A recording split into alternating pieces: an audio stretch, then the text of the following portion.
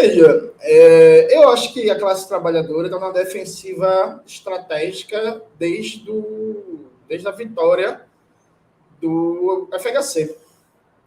Então, acho que a gente vem desde 94 para cá, num processo de refluxo da classe trabalhadora muito grande, em que, no máximo, a gente conseguiu oferecer resistências ao avanço da burguesia interna, das suas diversas frações e do imperialismo, com algumas poucas vitórias pontuais, inclusive boa parte delas mais de âmbito regional, local, do que nacional.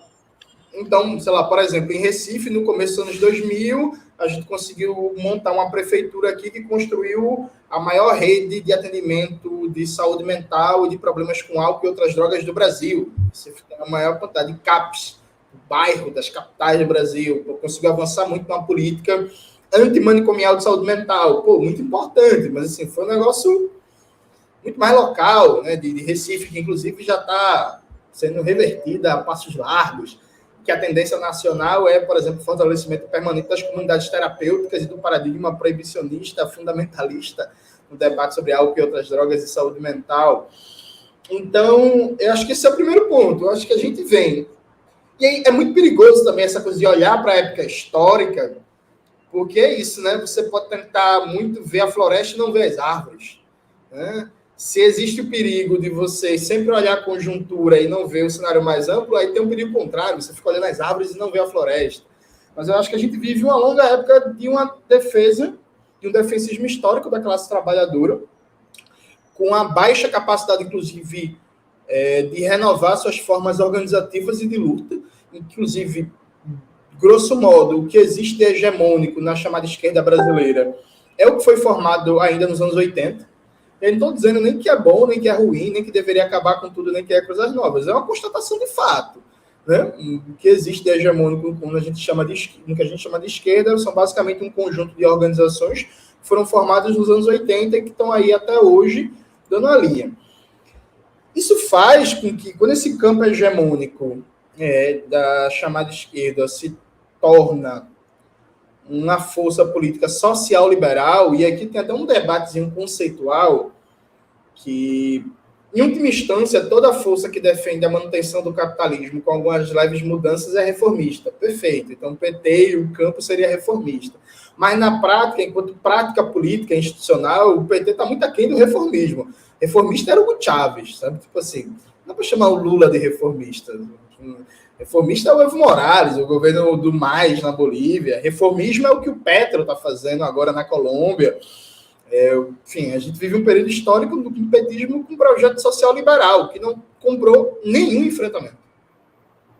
Acho que é importante negritar que é uma tradição latino-americana o presidente ou a presidenta ir para a televisão, convocar as massas para alguma luta, pressionando as instituições, e ninguém viu isso no Brasil. Eu não vi isso no Brasil. Assim, eu tenho 33 anos, tenho uns 12 anos de militância, 10 anos de militância organizada, eu nunca vi isso no Brasil. Um militante na Argentina, na Venezuela, na Bolívia, no Peru, no Equador, viu, sabe? Se brincar, nem o Mauriase viu. Acho que a última vez que isso aconteceu foi com o Jango, né? Sabe? No comício da Central do Brasil, em 1964. Então, enfim, acho que esse é o nível. E tinha 4 anos, mano. Eu tinha 4 anos. Eu vi, mas não entendi porra nenhuma do que estava acontecendo ali.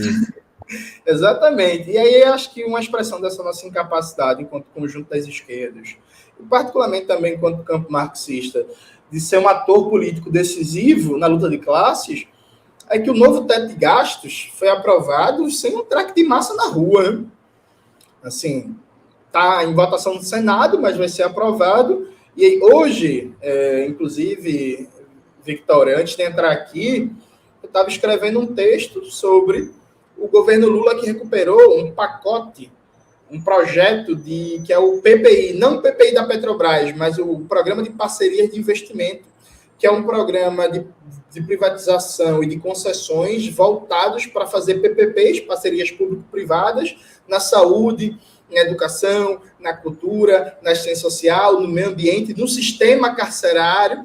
E aí o BNDES já liberou uma linha de crédito específica para fazer PPPs, para privatizar, por exemplo, CRAs, Os alunos e alunas do Mauro que fazem serviço social, por exemplo, vão trabalhar num CRAS privatizado. No pacote PPPs anunciado pelo governo federal, tem presídio. Atenção, viu, gente? A Boitempo, inclusive, tem um livro, que eu não vou lembrar agora o nome, que é o Novo Encarceramento, a Nova Onda do Encarceramento. É um livro muito bom, que o prefácio é do Silvio Almeida, se não me falha a memória, inclusive, que fala sobre esse processo de privatização do sistema prisional nos Estados Unidos. Isso vai se acelerar agora no Brasil, e não foi um congresso que impôs, não, viu, gente? Era um projeto do governo Temer, que o Paulo Guedes tentou. Podem pesquisar na internet em 2020, vocês vão ver a notícia que o governo Bolsonaro quer privatizar as unidades básicas de saúde. O governo Bolsonaro não conseguiu, porque o decreto foi derrotado no Congresso, e agora o governo Lula decidiu recuperar o projeto e vai ser aprovado. A Nova Segregação, da Michelle Alexander, esse é o nome do livro. Muito obrigado ao Kim Dória, que comentou. Então, veja, isso vai ser aprovado agora. E vai ser aprovado com silêncio sepulcral, em que a maioria da classe trabalhadora, e a maioria, inclusive, das organizações de esquerda, não vão falar nada. Provavelmente tudo constante, né?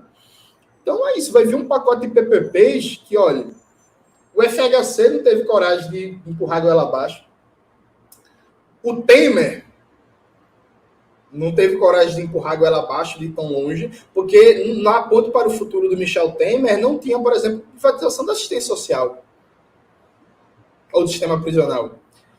E o Bolsonaro tentou e foi derrotado.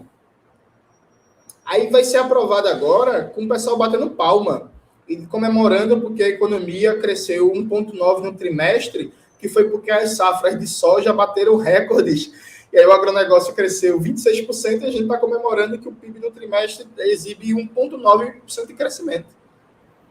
Então, assim, há no mínimo uma crise de capacidade de resposta política do que se chama de esquerda na conjuntura brasileira. E aí, para concluir a resposta que está ficando muito grande, mas veja, o governo Lula anunciou mais de 10 vezes já, principalmente a parte do senhor Rogério Seron, que, de novo, é um dos maiores canalhas que eu tive o desprazer de acompanhar em entrevistas.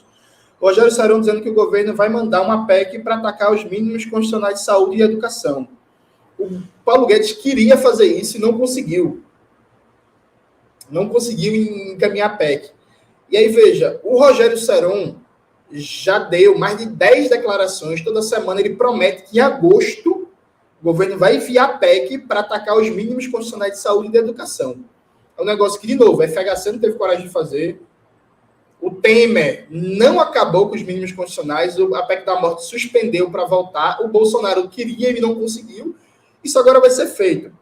Aí comparem, por exemplo, a quantidade de vezes que o governo declarou que vai atacar isso e comparem o que as chamadas mídias progressistas, o que os chamados movimentos sociais, os parlamentares de esquerda, as lideranças políticas, os pré-candidatos a prefeito aí das capitais, se algum deles falou do tema, falou não. Então, assim, a maioria das pessoas, inclusive de esquerda, organizadas, militantes, não sabem que o governo Lula anunciou mais de 10 vezes que quer acabar com os mínimos constitucionais da saúde e da educação. Se isso não é sintoma de uma crise violentamente profunda, o que se entende como esquerda no Brasil, eu não sei o que é. Para concluir, de verdade, o Eribaldo Maia acabou de soltar um texto na revista Ópera, que o título é A Vergonhosa Morte da Esquerda Brasileira. Eu recomendo muito a leitura, que serve bastante para pensar o tema.